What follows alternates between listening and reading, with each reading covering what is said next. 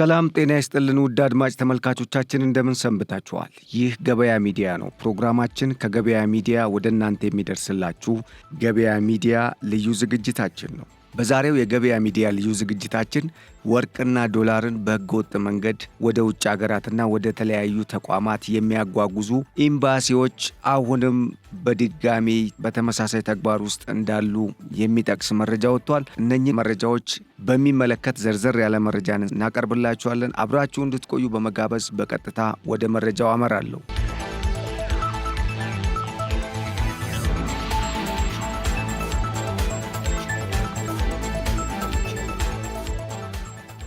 ወርቅ፣ ዶላርና ሌሎች ውድ ማዕድኖችን በህገወጥ መንገድ የሚያግዙ ኤምባሲዎች በአዲስ አበባ ተቀምጠው ለተለያዩ ተቋማትና ሀገራት የአስተላላፊነት ሚናን እየተጫወቱ እንደሆነ ተገልጿል። በአዲስ አበባ አንዳንድ ኤምባሲዎች የኢትዮጵያን ሀብት በመዝረፍና የውጭ ምንዛሬ ንግድ ላይ መሰማራታቸውን ጠቅላይ ሚኒስትር ዶክተር አብይ አህመድ ከዚህ ቀደም አስታውቀው እንደነበር የሚታወስ ነው። እርምጃም እንደሚወሰድ ያመላከቱት ጠቅላይ ሚኒስትሩ በተለያዩ ኩባንያዎች ስም በወርቅ ንግድ ስም የኢትዮጵያን ገበያ የሚያዛቡ ግለሰቦች መኖራቸውን በተናገሩበት ወቅት ሹፌሮች የማስተላለፍ ስራ የሚሰሩ ሳይቀሩ የብላክ ማርኬት ዶላር ወደ አንዳንድ ሀገራት በባቡርና በተሳቢ ጭምር እንደሚያጓጉዙ መደረሱን አመላክተዋል። በጥቅሉ መንግስት መረጃ እንዳለው ጠቅሰው ጠቅላይ ሚኒስትሩ ኢትዮጵያን መዝረፍ መብታቸው ያደረጉ ሀገራት ኤምባሲዎች መኖራቸውን ተናግረዋል። ከዚህ ቀደም ከሀገር ወርቅ ይወጣል፣ ዶላር ይወጣል፣ ይህን ዘረፋ መከላከል ያስፈልጋል የሚል ሀሳብ መሰጠቱ የሚታወቅ ሲሆን ህገወጥነት፣ ኮንትሮባንድ፣ ዘራፊዎች በውስጣችን ያሉ ሰዎች ተጨምረውበት የሚደረግ ማንኛውም ሕግ ያልተከተለ ዘረፋ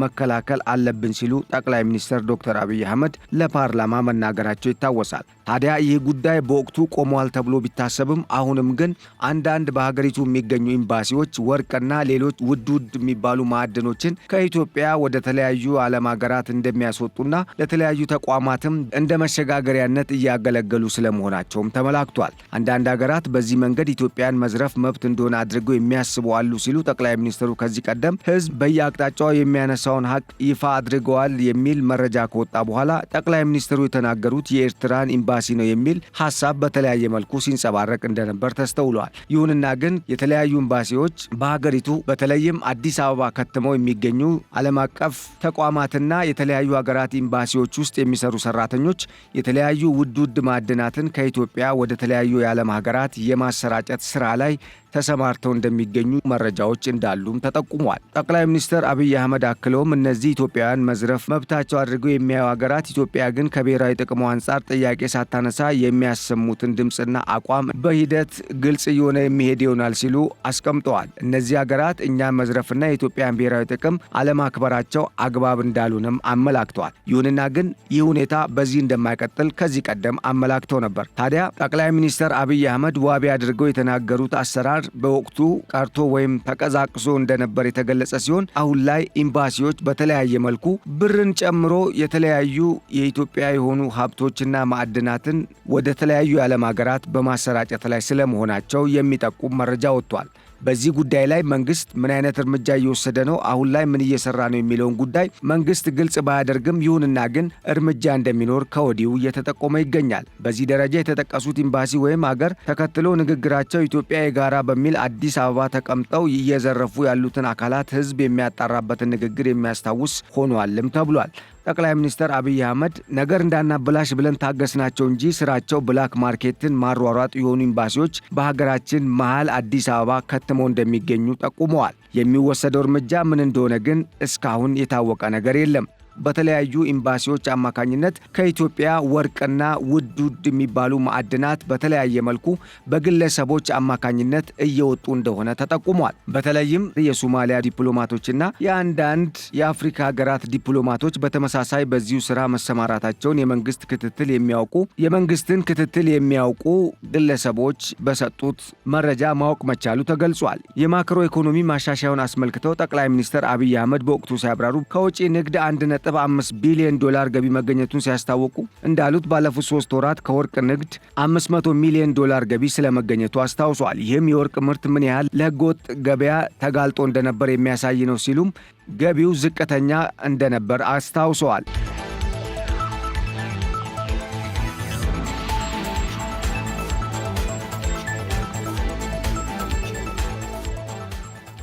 ዝርፊያው ምን ያህል የከፋ እንደሆነ የሚያሳይ እንደሆነም በዚሁ ከገቢው መረዳት እንደሚቻልም ጠቁመዋል።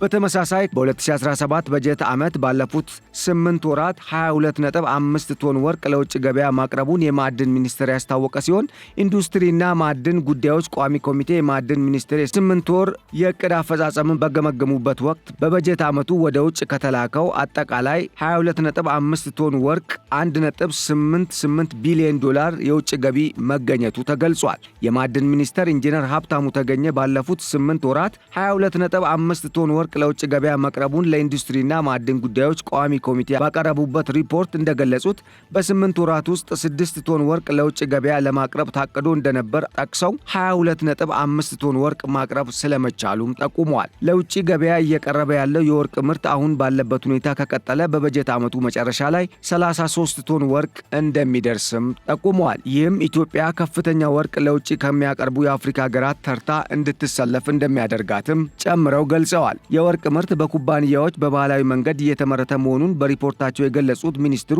ከተመረተው ወርቅ 95 በመቶ የሚሆነው በባህላዊ መንገድ የተመረተ መሆኑን ገልጸዋል። ባለፉት 8 ወራት ከማዕድን ዘርፍ ውጭ ወጪ ንግድ ከተገኘው 1.88 ቢሊዮን ዶላር ትልቁን ድርሻ የሚይዝ እንደሆነ የጠቆሙ ሲሆን የወርቅ ምርትና ምርታማነትን ለማሳደግ አነስተኛ የወርቅ ማቀነባበሪያ ፋብሪካዎችን ስራ እንደሚጀምሩም ገልጸዋል። ከዚህ ቀደም በህገወጥ የዶላር ዝውውርና በሌሎች ወንጀሎች የተጠረጠሩ ግለሰቦች በቁጥጥር ስር ውለው ምርመራ የተደረገባቸው እንደሆነ የጸጥታና ደህንነት የጋራ ግብረ ኃይል ጠቅሶ እንደነበር ይታወሳል። የጸጥታና ደህንነት የጋራ ግብረ ኃይል በህገወጥ የዶላር ዝውውርና በሌሎች ወንጀሎች የተጠረጠሩ ግለሰቦችን በቁጥጥር ስር አውሎ ለበርካታ ጊዜያት ምርመራ ሲያካሄድ መቆየቱን አስታውቋል። በአዲስ አበባ ከተማ በተለያዩ አካባቢዎች ከ2 ዓመት በፊት በተካሄዱ ኦፕሬሽኖች በህገወጥ የዶላር ዝውውር፣ በተለያዩ ሀገራት ሐሰተኛ ገንዘቦችና በሐሰተኛ የብር ህትመት እንዲሁም በህገወጥ የጦር መሳሪያ ዝውውርና በወርቅ ንግድ የተጠረጠሩ 5 ግለሰቦችን በቁጥጥር ስር አውሎ ምርመራ እየተጣራባቸው እንደነበር መገለጹ አይዘነጋም። የጋራ ግብረ ኃይሉ ባካሄደው ጠንካራ ኦፕሬሽን ለህገወጥ ዝውውር የተዘጋጀ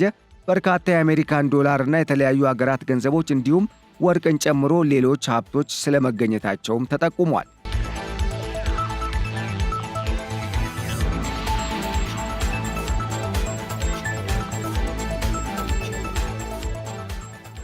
የኢትዮጵያ ብሔራዊ ባንክ በግለሰብ ደረጃ ከ100 ሺህ ብር በላይ ለድርጅቶች ከ200 ሺህ ብር በላይ በቤትና በድርጅት ውስጥ እንዳያስቀምጡ ያስተላለፈውን ክልከላ በመተላለፍ ለዶላር ግዢ ሊውል የነበረ 601760 ብር በ3 ቼኮች ተፈርሞ ለህገወጥ የዶላር ግዢ ሊውል የነበረ 4 ሚሊዮን 900 ሺህ ብር 3 ክላሽንኮቭና 4 ሽጉጦች ከመሰል ጥይቶች ጋር በህገወጥ መንገድ ይዘው የተገኙ ተጠርጣሪዎች በቁጥጥር ስር አውሎ ምርመራ እየተጣራ እንደነበር ከዚህ ቀደም መገለጹ ይታወሳል። በሌላ በኩል በአንዳንድ የውጭ ሀገር ዜጎች የቱሪስት ቪዛና ሌሎች ህጋዊ መንገዶችን በመጠቀም ወደ ሀገራችን ከገቡ በኋላ ስውር ያሉ አካባቢዎች በሚገኙ ፔንሲዮኖችና ሆቴሎችን ለረጅም ጊዜ በመከራየት ሐሰተኛ ዶላርና ብር የማተም የሀገሪቱን ኢኮኖሚ ለማዳከም የተሰማሩ ተጠርጣሪዎች ለዶላሩና ለብሩ ማተሚያ ከሚጠቀሙባቸው ወረቀቶችና ኬሚካሎች ጋር በቁጥጥር ስር እንዲውሉ ያላሳለሰ ስራ እየተሰራ ስለመሆኑ ተገልጿል። እንደዚህ አይነት ሁኔታ የሚገጥማቸው ዜጎች ለመንግስት ጥቆማ እንዲያቀርቡም የተገለጸ ሲሆን በተለይም የዚህ አይነቱ ተግባር የሀገሪቱን ኢኮኖሚ ከማዳከምም በላይ ህዝቡን ለዘረፋ የሚያጋልጥ ስለሆነ ህዝቡ በዚህ አይነት ጉዳይ ላይ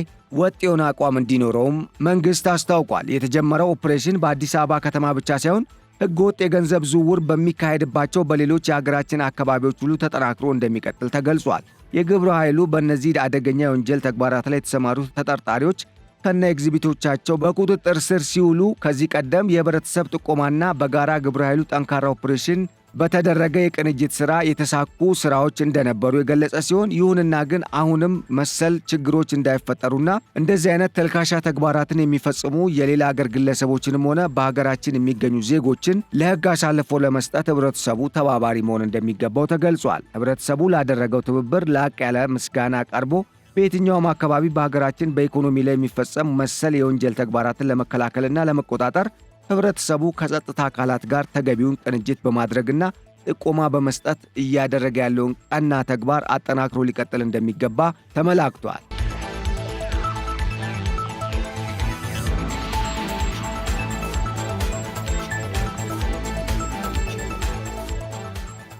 ከዚህ ቀደም በተደረገ አሰሳ 7 ኪሎ ግራም ወርቅና ከፍተኛ መጠን ያለው የውጭ አገር ገንዘብ በቁጥጥር ስር መዋሉን ገቢዎች ሚኒስቴር አስታውቆ የነበረ ሲሆን 7 ኪሎ ግራም ወርቅና መጠኑ ከፍተኛ የሆነ የውጭ አገር ገንዘብ ከ4 ተጠርጣሪ ኮንትሮባንዲስቶች ጋር በቶጎ ወጫሌ ኬላ በጉምሩክ ሰራተኞች ሊያያዝ መቻሉ ተገልጿል። በጉምሩክ ሰራተኞች የተያዘው ገንዘብ ከተቆጠረ በኋላ እንደተረጋገጠው በህገወጥ መንገድ ሊገባ ሲል የተያዘው ገንዘብ መጠን 1,527,714 የአሜሪካን ዶላር፣ 8,280 ዩሮ፣ 3,990 ፓውንድ፣ 25,665 የካናዳ ዶላር፣ 8,880 የአውስትራሊያ ዶላር፣ 1393 የኩዌት ዲናር፣ 690 ስዊስ ፍራንክ፣ 80870 የኖርዌይ ክሮነር፣ 4810 የኳታር ሪያል፣ 72715 የተባበሩት አረብ ኤሚሬትስ ዲርሃም፣ 904 የባህሬን ሪያል፣ 734888 የሱፍ ሪያልና 4 የኦማን ሪያል መገኘቱ ተገልጿል። ገንዘቡንና ወርቁን ወደ ሀገር ውስጥ ሊያስገቡ ሲሉ በቁጥጥር ስር የዋሉት ተጠርጣሪዎች ካሚል ኡመር መሐመድ፣ ማሪ ከሪም፣ ማህዲ ኡመር ኢብራሂምና ካሊድ አብዲሳ አሊ የተባሉ ግለሰቦች ስለመሆናቸውም ተነግሯል። ከተጠርጣሪዎቹ መካከልም ሳይያዝ ለጊዜው ያመለጠው የመኪናው አሽከርካሪ የተፈለገ መሆኑ የተጠቀሰ ሲሆን የገቢዎች ሚኒስቴር መሆኑን የገቢዎች ሚኒስቴር አስታውቋል።